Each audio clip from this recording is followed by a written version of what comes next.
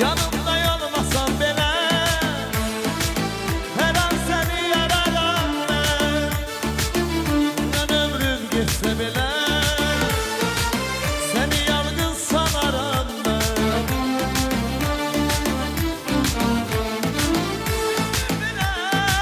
sensiz necə bu ömrümü yaşayacağım.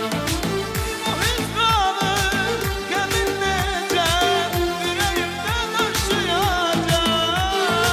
Dərdim olmaz yaxın olsan səninlə, sevinər ürəyim gülər səninlə, gözlərim sevinclər yanar alışar, gəlişi dünyanın mənə bağışlar.